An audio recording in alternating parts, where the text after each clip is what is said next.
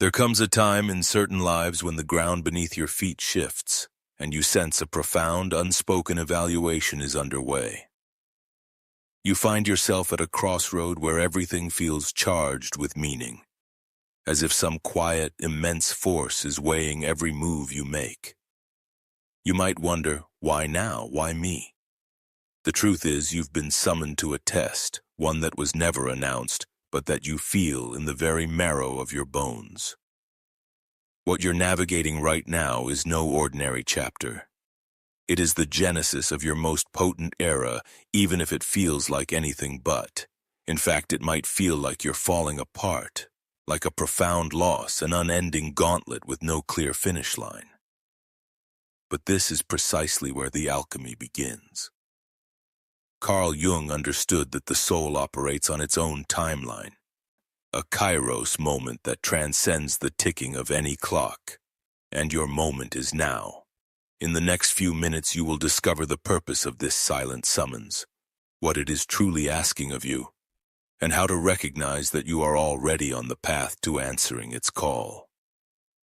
Most people will journey through their entire lives without ever facing this quiet reckoning.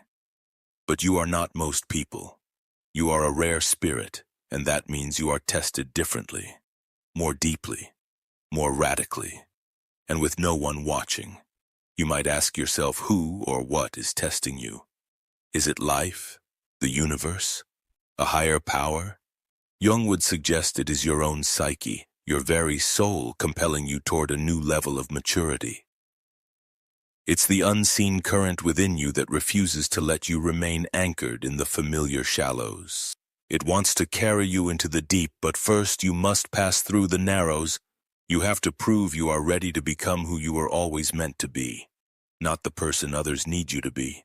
Not the version you thought you had to perform, but the authentic self that has always existed at your core.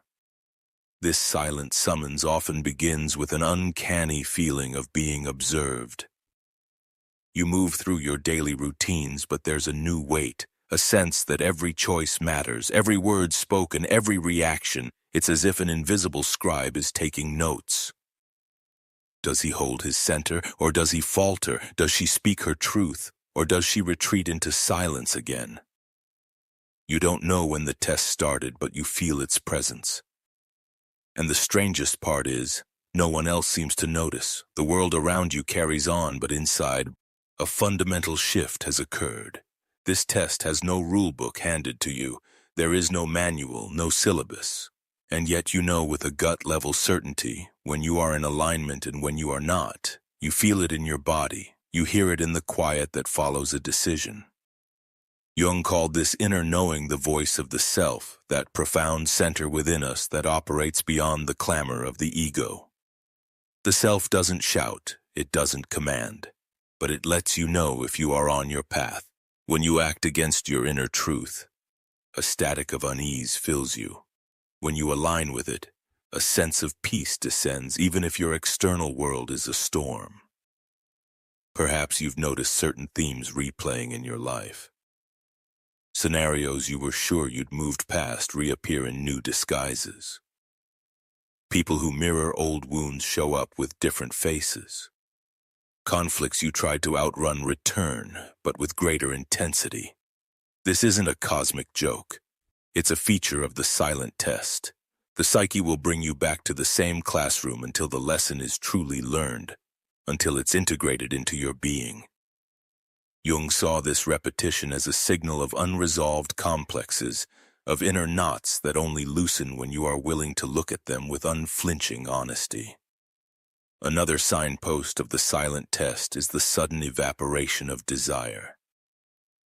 Things that once lit a fire in you now feel like cold ash. People you shared a deep connection with for years suddenly feel like strangers. Pursuits that gave you a sense of purpose now ring hollow. This can be terrifying because it registers as a loss. But it is, in truth, a purification. Your soul is clearing out what no longer serves the person you are becoming. It is creating space for what is yet to come. This space at first feels like a void, threatening because it's empty, offering no familiar comfort. But a void is not an ending. It is the prerequisite for a new beginning. And then there is the solitude, a unique kind of loneliness that has nothing to do with being physically alone. You can be in a crowded room and feel a profound sense of isolation. This is the solitude of transformation, the loneliness of someone who is changing while the world around them remains the same.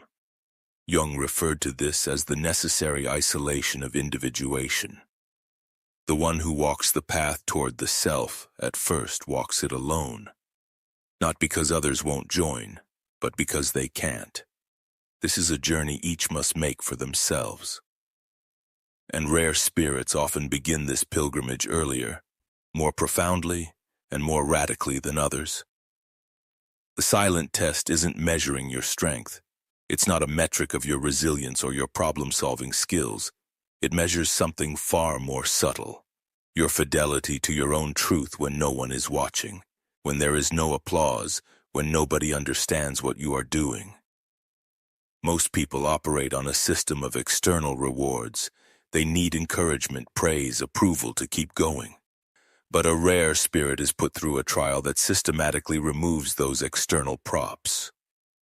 You must learn to hold fast to your truth, even in the face of absolute songs from the world. Jung described the process of individuation as the journey to becoming authentically oneself. Not what your parents wished for you, not what society conditioned you to be, not what your ego desires for status or comfort, but what your soul demands. This path is often painful because it is a path of goodbyes. Goodbye to identities that no longer fit. Goodbye to relationships that no longer nourish. Goodbye to dreams that were never really yours to begin with. The silent test is asking you, are you willing to release all of that to finally be free to be yourself? What happens if you refuse the summons? You get stuck. Not externally, perhaps, but internally. You can keep functioning, keep working, keep maintaining relationships, but there will be a hollowness, a persistent feeling that something essential is missing. Jung warned of the peril of the unlived life, an existence that turns sour and manifests as depression, anxiety, or even physical illness. The silent test is an invitation to finally live that life. But the invitation doesn't arrive on scented paper. It often arrives as a crisis, a loss, an internal collapse. You might be wondering if you are passing or failing this test. The reality is, you can't pass or fail it in a conventional sense. You can only answer its call or ignore it. If you answer, you are transformed. If you ignore it, it will return, and its knock will be louder. The silent test is not your adversary. It is the hand of the sculptor carving you into your most powerful form, even if the chisel feels cruel at times. Perhaps you've noticed people pulling away from you recently. Friends have gone quiet, family members seem distant, colleagues keep their distance. It feels like rejection, but it is something else entirely. It is the synchronicity of the soul.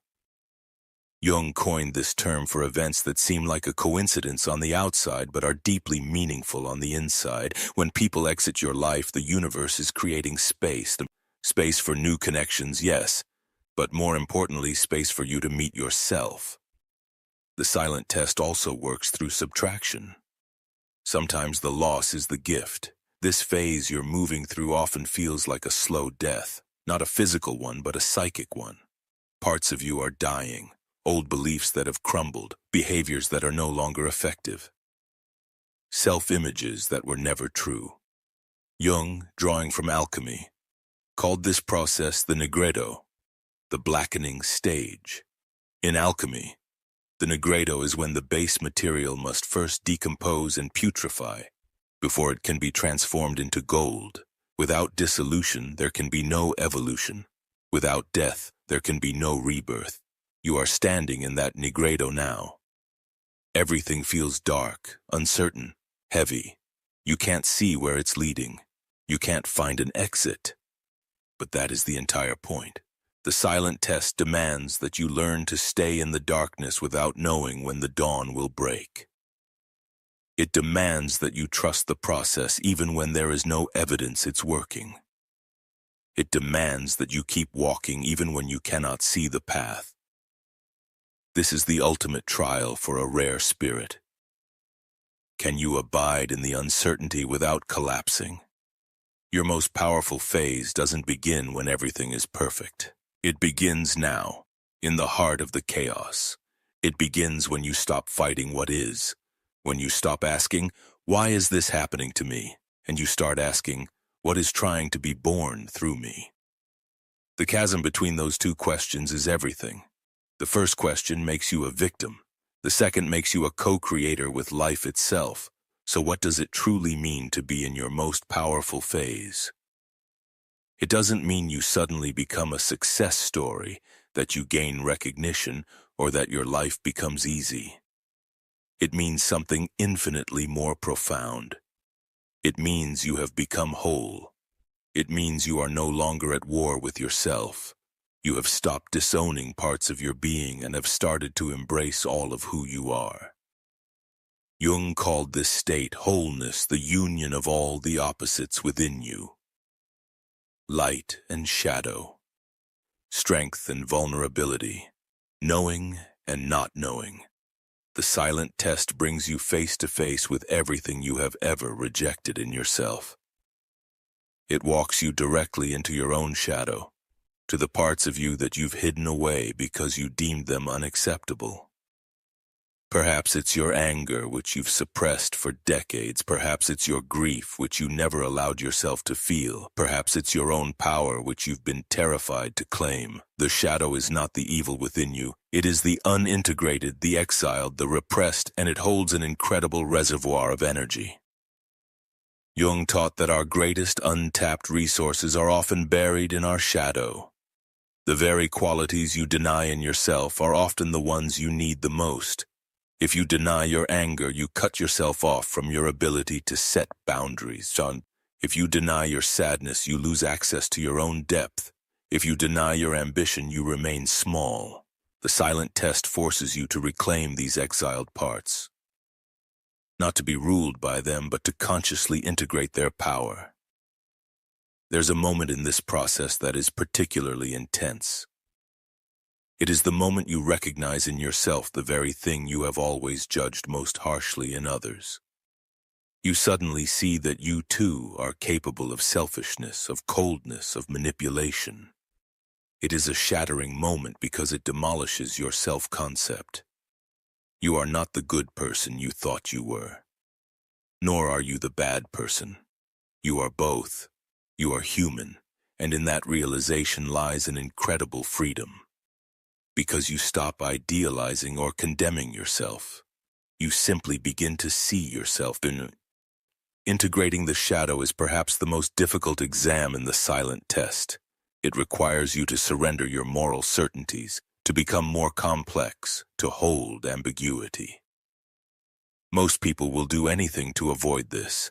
They will continue to project their shadow onto others, to blame the world for their problems, to split everything into a simplistic good versus evil. But a rare spirit can no longer do this. They feel the inner falsehood of that split. They must take ownership of their entire psyche, including the parts that dwell in darkness, and then one day something shifts. On the outside, nothing may have changed. Your circumstances might still be challenging. Your problems may still be present, but on the inside, a quiet revolution has taken place.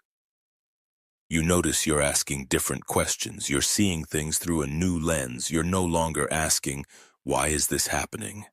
You are simply here, present, awake, without the compulsive need to figure it all out or control the outcome. This is the turning point, the silent shift. You begin to understand that the test was never against you. It was always for you. It was the curriculum your soul designed to guide you home to yourself. Jung called this inner alchemy the transcendent function, the psychic force that unites opposites and liberates new energy. When you stop fighting yourself, when you stop resisting life, A wellspring of creative energy is suddenly released. You suddenly know what to do, not because someone told you, but because the knowing arises from within. Your intuition becomes crystalline. Decisions that were once agonizingly difficult now feel simple. Not because the choices are easier, but because you are finally connected to your inner compass. You no longer need external validation because you have an internal certainty. This certainty is not arrogant, it is quiet, it is calm, but it is unbreakable. People around you may notice that something has changed, even if they can't put their finger on it. You carry yourself differently, not with more noise or bravado, but with more presence. You hold an authority that has nothing to do with power over others and everything to do with sovereignty over yourself. You are no longer driven by the fear of rejection. You are no longer dependent on the opinions of others. You are simply you, and that is enough. This is the paradox of your most powerful phase. It doesn't feel powerful in the way the world defines it. You are not conquering kingdoms. You are not impressing the masses. You may not even have what is considered external success, but you have something far more precious. You have come home to yourself. You are living from your center. Jung called this center the self, the core of the entire personality that lies beyond the ego. When you live from the self, your actions are no longer born from fear or the need to prove something. They are born from inner necessity. The silent test doesn't conclude with a grand finale. There is no ceremony, no certificate, no applause. There is only a strange new inner stillness, a serenity that wasn't there before. You look at the things that used to throw you off balance, and they no longer have the same power. Not because you've become numb, but because you are anchored more deeply. You are not so easily shaken because you know who you are. This doesn't mean you no longer have emotions or that nothing touches you. On the contrary, you might feel more deeply than ever before. But you no longer identify with every feeling that passes through you. You can watch anger come and go. You can witness grief emerge and recede. You can feel joy arise and then fade. You are not the emotion. You are the space in which the emotion appears. This inner spaciousness, which is at the same time a profound presence, sets you free. You no longer have to react to every provocation. You no longer have to meet every expectation. You no longer have to justify your existence. You simply live from your own center, and it is enough. People who don't understand this will likely fall away, but people who are on a similar path will recognize you. They will understand your silence. They will feel your presence. You have passed the test, but you don't realize it through an external event. You realize it because you've stopped second-guessing yourself. You've stopped comparing your journey to others. You've stopped seeking permission to be you. You just are. And that state of being is powerful precisely because it is unconditional. You are not powerful because of what you've achieved. You are powerful because you have arrived. Jung described the self as the regulating center of the entire psyche, the inner sun around which everything else orbits. When the ego acknowledges this center and agrees to serve it, order emerges from the chaos. The ego ceases to be the frantic would-be king and becomes a loyal minister to the self. This might sound like submission, but it is the opposite. It is liberation. The ego is overwhelmed by the task of running the show. The self, however, knows the way even when the ego cannot comprehend the map. Now, in your most powerful phase, you live from this self. You make choices that might seem illogical to the outside world but feel perfectly resonant within.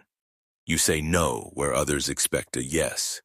You walk paths that no one else can understand. But you walk them because your soul requires it, and that is the only authority that matters anymore. With this inner power comes a new responsibility. You can no longer pretend you don't know what you know. You can't unsee what you have seen. You are awake now, and that wakefulness is a mandate, not a moral one but an existential one. You must now live what you have realized. You must speak the truth you carry. You must walk the path that has been revealed. This can be a lonely road because not many people choose it. Rare spirits are rare not because they are inherently better, but because they are willing to go deeper, to endure longer, to risk more. They are willing to lose everything to find themselves. And that is a price most are not willing to pay. This is why rare spirits are often misunderstood, left alone, unseen, but that is part of their journey. You might have thought that your most powerful phase meant you would finally be seen, finally get the recognition, finally be understood. But the truth is, your most powerful phase means you no longer need any of that. You don't need a stage, you don't need an audience, you don't need validation. You are complete within yourself, and that is everything. This is the greatest freedom a human being can attain, to be free from the opinions of others, to be free from the fear of not being loved, to be free from the compulsion to prove your worth. You are simply you, and you know that it is enough, more than enough. This freedom doesn't arrive overnight. It is the result of every trial you have endured, every moment you could have given up, but didn't. Every time you could have looked away, but instead faced the truth. The silent test was rigorous because it forged you into something rare, a human being who is at home in their own skin, and now you live. Not just in the sense of functioning or checking off days on a calendar, but in the sense of being fully present. You make every choice consciously. You experience every encounter authentically. You are no longer moving through your life on autopilot. You are awake. You are feeling. You are here. Your most powerful phase is not loud. It is quiet. It doesn't announce itself. It is revealed in the way you stand in a room, the way you speak, the way you hold a silence. People feel that you carry something they cannot name, a depth, a clarity, a presence that is calming without being passive. You have stopped pretending. You have stopped trying to please everyone. You have stopped playing small so that others won't feel uncomfortable. You are just you, in your full stature, your full depth, your full truth, and that is a revolutionary act in a world where most people spend their entire lives playing a role. The silent test has taught you that you owe no one an explanation. You owe no one a justification. You owe no one an apology for who you are. You are as you are, and that is your birthright. No one has the right to demand that you shrink to fit into their world. At the same time, you have learned that you have nothing to prove. You don't have to prove you are strong. You don't have to prove you are worthy. You don't have to prove you are good enough. You are. Your very being is the proof. In this phase, you live from a place of inner abundance, not because you have everything you want, but because you are connected to your own source. You no longer depend on others to fill your cup. You can give without being depleted. You can love without losing yourself. You can be present for others without self-sacrifice. This doesn't mean you don't need relationships. On the contrary, you can now have authentic relationships because you are no longer operating from a place of lack. You are not seeking validation. You are not looking for a savior. You are seeking resonance. You are seeking souls who can meet you where you are, without you having to become smaller. You are seeking people with whom you can share a silence that says more than words ever could. Rare spirits who have passed the silent test carry a unique quality. They have an authority that comes not from an external role, but from an internal alignment. They don't need a title to be respected. Their presence alone speaks volumes. People sense that they have not had an easy journey, that they have walked through darkness, that they have met themselves. And this generates a natural respect without a single word being spoken. You are now at a point of no return, not because the way back is blocked, but because you no longer want to go back. You have seen who you really are, and you can no longer pretend you don't know. You have felt your own power, and you can no longer act as if you are weak. You have recognized your truth, and you can no longer lie, not even to yourself. This is the point where many people get scared. They feel their power and retreat because power means responsibility. They sense their truth and fall silent because truth has consequences. But you are not one of those people anymore. You have answered the silent summons, and that means you are ready to bear the responsibility. You are ready to live with the consequences. What comes next? What comes next is the life you were always meant to live. The life that is in alignment with your soul. The life that is not dictated by fear but guided by inner necessity. The life where you no longer react but create. Where you no longer avoid but engage. Where you no longer wait but begin. This life won't always be easy. It won't always be comfortable. It won't please everyone. But it will be yours. And in the end, that is all that matters, because at the end of your days, you won't regret what others thought of you. You will only regret the life that was left unlived within you. The truth you held back. The power you did not claim. You are standing at the dawn of your most powerful phase, and this means everything is possible. Not because the universe will suddenly hand you everything on a platter, but because you now have access to your full potential. Because you are no longer working against yourself. Because you have integrated all the disparate parts of you. Because you are whole. Jung said that the greatest achievement for any person is to become themselves, not what others want them to be, not what society expects, not what the ego imagines, but what the soul demands. And you are on that path now. You are in the midst of that great achievement. You are becoming you. The silent test is over. The summons has been answered. You have shown that you are ready. Ready to hold the responsibility. Ready to live your truth. Ready to own your power. Ready to truly, fully live. And now, everything you went through makes sense. Now begins your time. Your most powerful phase. The phase where you are finally who you have always been. If you have listened this far, then you know. You are one of the rare spirits who is willing to go deeper. Willing to face the truth. Willing to walk the entire path. Subscribe to this channel if you wish to explore this journey further. Share in the comments what stage of the silent test you find yourself in. Are you still in the darkness? Or are you beginning to feel that quiet internal shift? Your words could be a beacon for others walking the same path. We may be few, but we are not alone.